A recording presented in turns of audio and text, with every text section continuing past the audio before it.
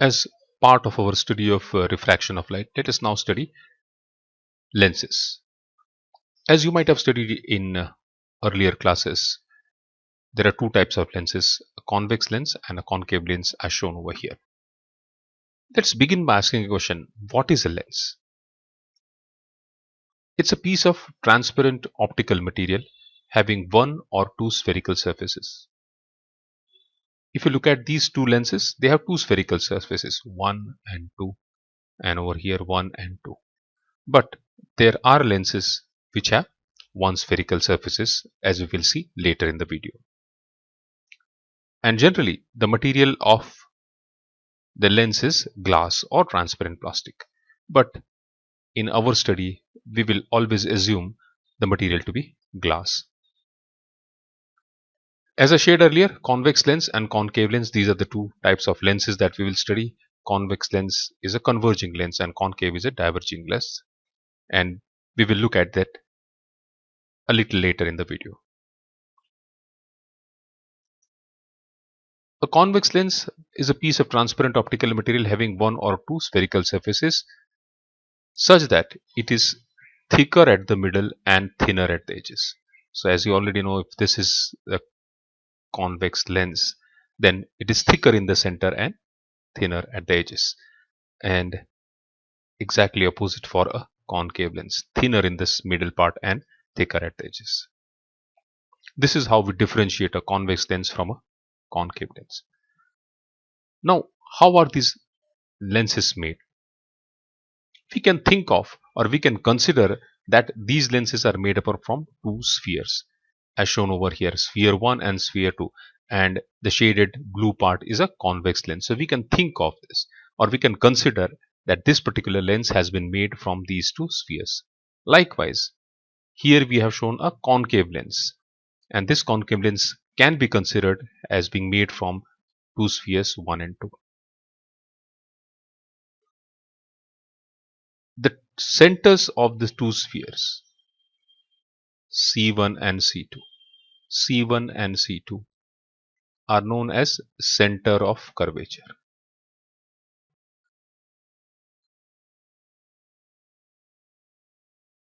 And the imaginary line joining them is known as principal axis. So this particular line is the principal axis. Same applicable to concave lens. This is C1, this is C2. Of course, sometimes you'll find that this is called C2 and this is called C1, but doesn't matter as long as we understand the fact that the centers of the sphere from which the lens has been made is known as center of curvature. Now, the point at the center of the lens, if I call that O, this particular point O is known as optical center. And it has a special property that if a ray of light is incident on it, let us say a ray of light is incident on this optical center like this, it will travel straight undeviated. If a ray of light is incident on the optical center, it travels undeviated. So we should note this property of optical center. And lastly, the distance OC1 and OC2, these distances are known as the radius of curvature.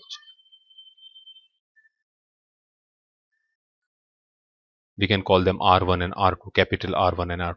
This distance is R1 and this distance is R2.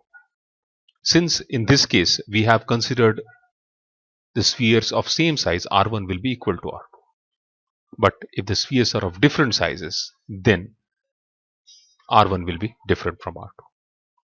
So these are some of the terms associated with a lens: center of curvature, radius of curvature, principal axis, and optical center. Center of curvature, the center of two spheres of which the spherical surface of the lens forms part. The straight line joining the center of curvature of lens is called its principal axis. So here I have put up the definitions of the terms that we discussed. Optical center, the point inside the lens through which a ray of light passes without any deviation. and the distance between the center of curvature and optical center is radius of curvature.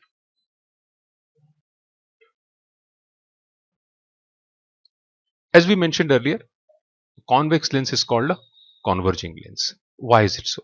So let us look at a convex lens. As you can see over in the diagram, rays of light which come parallel to the principal axis, they deviate and converge at a point. Therefore, it is known as a converging action.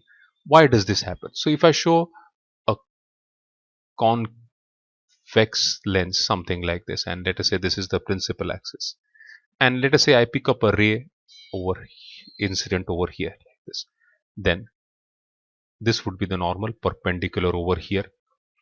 This would be the produced incident ray. This is traveling from rarer medium to denser medium, so it will bend towards the normal. That means it will go something like this. Over here again I can draw a normal. This is the produced incident ray. This is traveling from denser medium to rarer medium. Remember, this is the normal, so it will bend away from the normal and go in this direction. Something like this. Thus, we can say a ray of light which is going parallel to the principal axis refracts and bends downwards.